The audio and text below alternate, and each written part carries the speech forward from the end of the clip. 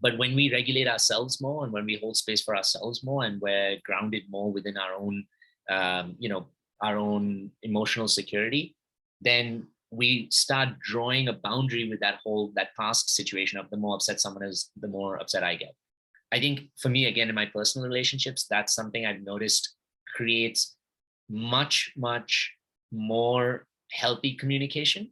To, again, this is something that allows you to get into the next step of active listening, right? If you're able to regulate yourself so that you're not angry just because your partner's angry, or you're not silent just because your partner is silent, then you're able to get to the next step, which is actively listening to them. Because now you can really hear what they're saying and you're not taking it personally. So regulating, I'll come back to regulating again one more time, is why it's so important. But it is really powerful to be able to like separate your partner's emotions from your emotions, realizing that the two of you are two separate beings. Let's see. This is another one. This is the please response. I always agree with anything they say. Let's see. This is one that now when it comes to dating, right? This, I haven't talked about the dating aspect much, but dating is a really big one for those of us who are not in relationships, and how we can get into communication. One of the biggest things I've seen, especially in the dating world that, now exists with Tinder and everything else, is the way the dating system is set up, especially online dating. It's like, believe it or not, it's like a market, right? So all of us are trying to sell ourselves online to someone we've never fucking met. So we don't even know if they're the best bidder or not, but we're trying to sell ourselves to them. So we're trying to make ourselves appealing, most likely in some physical way, trying to figure out like the best type of conversation to have with them, etc.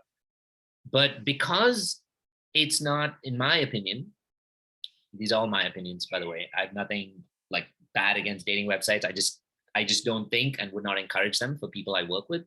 But I don't believe they're an authentic way of creating connection. And so what happens, why that's difficult, is because when you end up wanting to meet someone or connect with someone on like a dating website, you end up abandoning yourself before you really realize you have.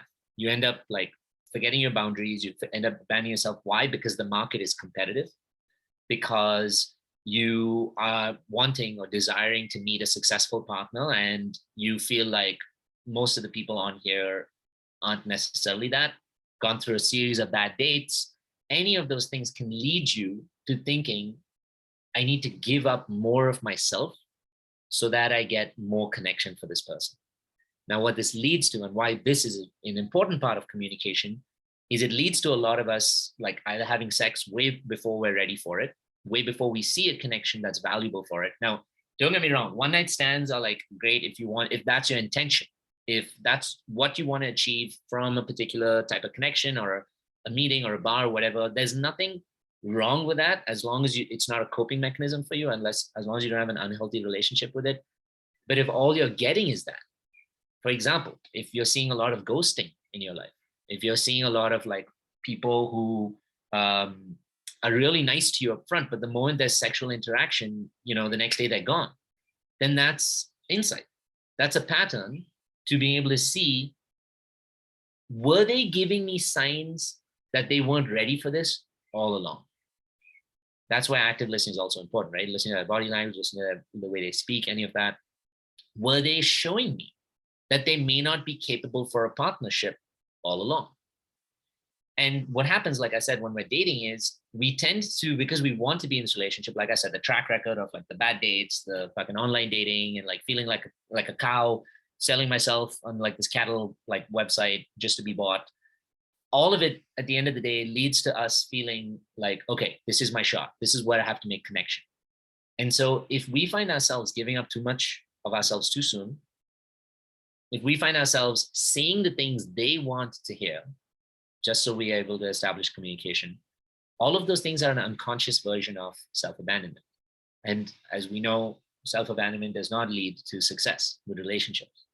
So what's important with online dating is drawing a boundary with yourself, drawing a boundary with your own communication, recognizing when there's a certain type of individual, whether it's a man or woman or a certain partner or type that you date, who gets you to respond a certain way. So certain types of flirtatiousness, if it gets you to like I said, unconsciously abandon yourself, if it gets you to go to the next step too soon, if you found yourself in a pattern of like, before X number of dates, having a sexual connection which doesn't lead to a successful relationship, drawing those boundaries with yourself and your communication is really important, because that's why I agree with some of the like these rules that people have of like, I don't have sex until the X number of date.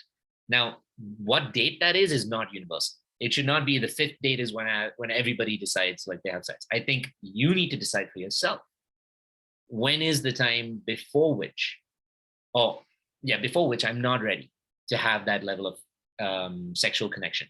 Why that's important? Because if you draw that boundary from the start, your type of communication with the person will be very different.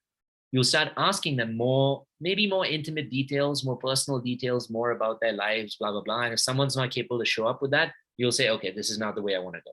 So you're drawing a boundary now with your own communication when it comes to the dating world. Because remember what I said, you're not in control of who someone is or how they show up. But in this case, you can for yourself. You can draw a boundary with it for yourself. Hey, and welcome to the Inner Yats YouTube page. If you like our content, make sure you click the like and the subscribe button so that you get more of these amazing videos that keep coming your way.